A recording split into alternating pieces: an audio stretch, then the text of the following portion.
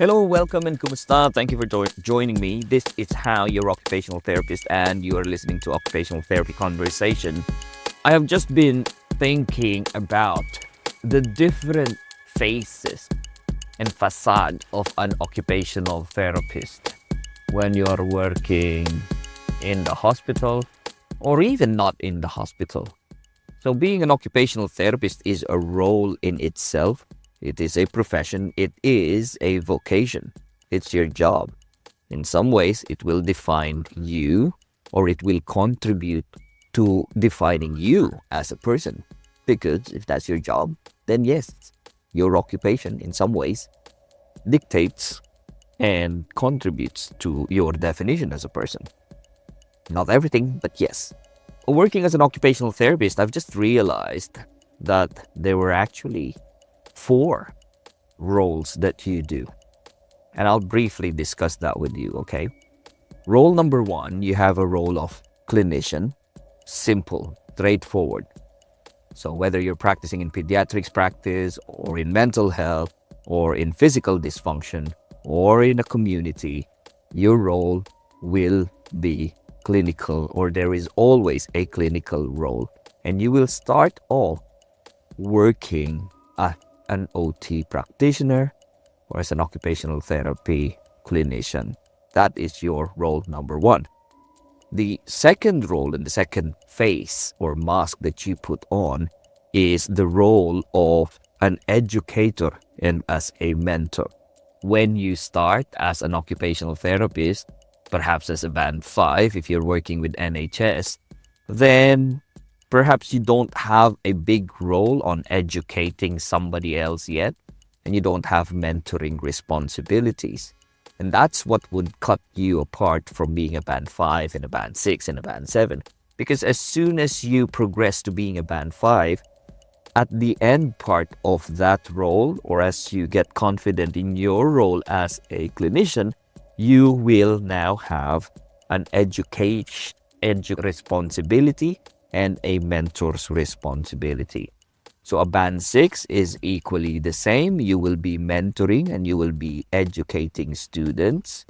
Then when you become a band 7, that becomes more different because you will then have to be mentoring or educating colleagues as well. So this is where education comes in. This is where supervision comes in.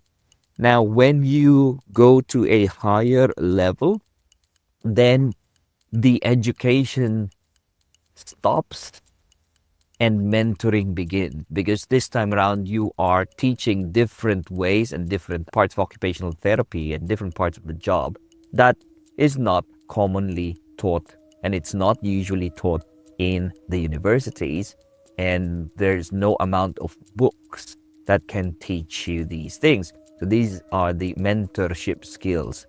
So if you have reference to Star Wars, you're already a Jedi and you have people who are learning from you.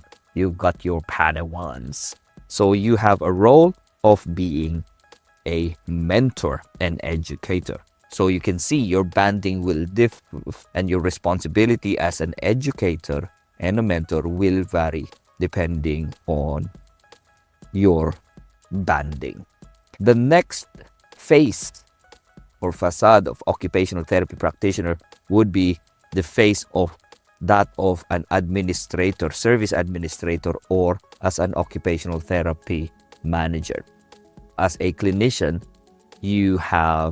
there is a management responsibility. There are management responsibilities in the job of occupational therapy, and your role as you progress up the banding will vary. For example, so service administrator and manager. For example, if as a band 5, as a new clinician, you probably do not have a management responsibility yet. What's the management? Like recruitment, putting adverts. You don't have any of those yet, but you can be supervising staff members. So that's one of, there are some management and responsibility associated to supervising other staff, or when you have to manage the day-to-day running of your caseloads as a band 5 and as a band 6, that involves the management side of things, looking after the files, doing the referrals, discharges, and all of those administrative work that is outside the clinical responsibilities. So you have service administrator and manager responsibilities. And the last part that I think you have as an occupational therapist will be the role of a researcher, innovator, or even as an inventor. Because you're an occupational therapist and it is a profession and it is a growing field, you have that separate responsibility to research, to innovate, to develop, and to progress. And again, depending on the years of experience and the banding, there are associated responsibilities to each and every banding. For example, if you're a band 5, you probably don't have any research responsibilities. Perhaps you're there to learn about the case. You have to develop your skill as a clinician. And when you become a band 6, then you can contribute to doing audits, investigating service, for example, or assisting the initiatives of the department or your manager when it comes to evaluating the service. So you could probably be doing some audits. So you have that responsibility. And then as a band 7, then you can, or higher, then you have different levels of research and innovation. Equally, if your role is purely clinical, then probably it does not involve doing research, and innovating is probably not a part of the job and responsibility.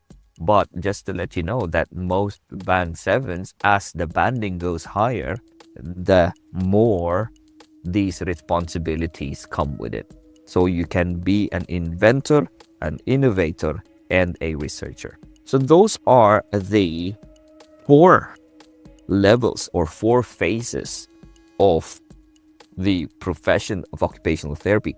And you need to look at these 4 areas. I believe in other aspects, they call it the 4 pillars. So you may have all of these 4 pillars. The responsibility of being a clinician. You have the responsibility of being an educator and a mentor to others. The responsibility of being a service administrator and a manager. And last is the responsibility of being a research innovator or researcher, innovator, and an inventor. Now, your roles can vary then. As a clinician, you can be a band 5 as a clinician.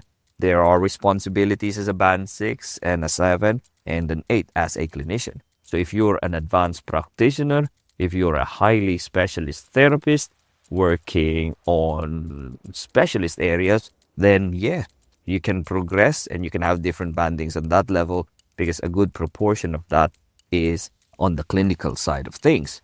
Equally, you can have those bandings if more of your job involves mentoring and teaching and developing service programs. Then yes, it gets higher and higher as well. So you can have band 7 therapists, particularly on the education side of things, and a band 8 if you have to relate to other service areas like universities. So your academic role is higher. But sometimes when you have higher academic roles, you're no longer maybe working in NHS, with very few, but you might be transitioning to the academic role and you might be working not with NHS, but now you'll be tied up with the universities, on which case the banding then does not apply because it's no longer NHS. So as a manager, yes, you have different roles. You can have different bandings on that area. I have seen managers who are band 8, and yet you ask them on the clinical side of things, they don't know much about the clinical side of things. I've worked with a lot of occupational therapists, and I've met and know a lot of occupational therapists who were occupational therapists at the early start of their career, but now holding a higher position. They're band 8, band 8A, B, or C, working as a administrator, as a manager, and their roles are different in the NHS. So you're talking about politics and policies Now, as a researcher and as an innovator, you can hold that position as well. It varies as well. So, there you go. So, you have the four aspects and four pillars. Now, the story does not end here. After these four pillars, you will be looked upon 14 areas. So each pillar has 14 areas, and you can break these things down. So what are the 14 areas? Number 1, your communication and relationship skills. That's the first area. The second one, your knowledge, training, and experience. Number 3, the analytical and judgment skills. Number 4, the planning and organization skills associated with that area. Number 5, the policy and service development responsibilities associated with that role. 6, financial and physical resources, your ability or your job's responsibility when it comes to managing physical resources and financial responsibilities of that job. 7, human resources responsibility. 8, information resources, and this involves technology.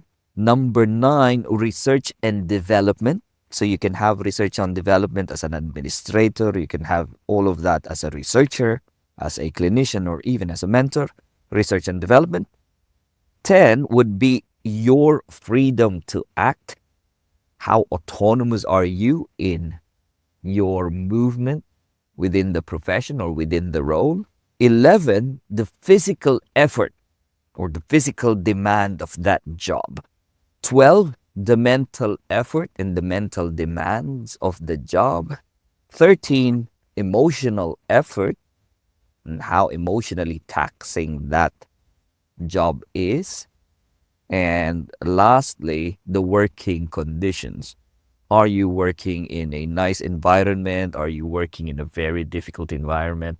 Imagine if you're an OT working with the army and you're at the forefront hospitals in the war zone areas, then that's a working condition that is very difficult as compared to a very sheltered occupational therapist working in a, say, care home, as compared to somebody who's working in NHS.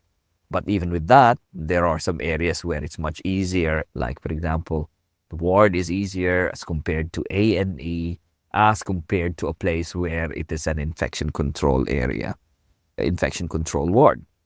So there you go. So every 4 pillars, just remember, guys, your job, and you can develop in any of these 4 areas. And your job as an occupational therapist will have all of these 4 parts associated with it. The 4 parts of being a clinician, which I think is the most essential part as an occupational therapist. You have to grow as a clinician. Before you decide to go and be a mentor, please grow in your job as a clinician. It is only then can you start to teach others.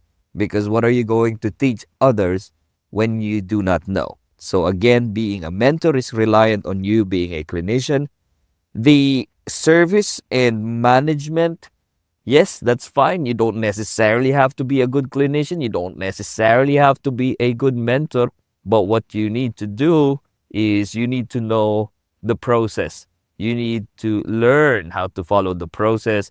But the process will be dictated by the clinicians as well as the innovator. As a manager, yes, you can be a manager. All you need to do is take down notes, listen to what's happening, pass on that information. So you have that responsibility. But what's good, and it's always good, you can be managing things. You're just administrating what's been happening. So that's very superficial. But if you are a clinician, it is always helpful to be an excellent clinician as well when you become a manager, because you would know the implications, or you know what it is like on the ground. So that's why good clinicians, best clinicians have the potential to become very good managers because they know what's been happening. But a good manager does not necessarily mean you can be a good clinician. Okay. Again, it all falls down on your clinical skills and abilities. And then the last part is being a researcher and innovator. Again, this will also hinge on you being a clinician because you'll be asking questions. And when you ask questions, then you need to find ways on how you can answer those questions in a very scientific manner, or in a scientific process. You ask a question, what are your hypotheses, and what are your solutions? You explore your solutions, and at the end, implement the solutions, and then you find out what the results are, and then you conclude. Because the outcome of the research and the innovator will dictate the clinical implementation. So that would be the tool of the clinician. Clinicians will bank on the outcome of these research, and then policies will be based upon good outcomes as well. So you see, being a researcher and as an innovator has a huge role as well. This is a drive. This is something that will drive the profession. But to do that, you have to be a clinician. Okay, so there you go. So those are the areas and the aspects. So 4 pillars. We've talked about the 4 pillars of the occupational therapy roles and role profile.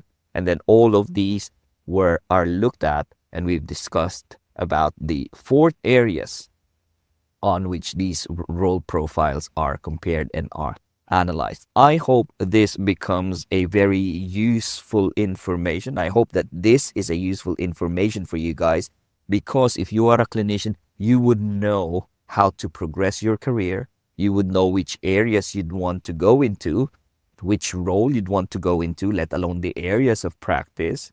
Imagine that. So if you're in physical dysfunction, you can be a OT in physical dysfunction as a clinician, or you can be managing a hospital. So there you go, guys. Thank you for listening to me and to the information that I've given to you. I hope you learned a little something here. Just pass it on to your friends, learn about it, talk about it, talk to your friends about it, pass it to other clinicians. If you like, you can subscribe wherever you can subscribe, pass it on. And yeah, just learn together, grow together. Just remember, anything you do matters and has an outcome.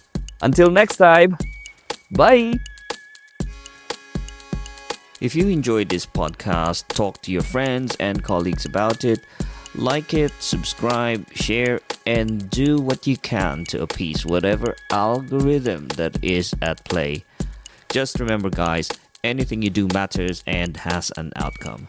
Until next time, bye.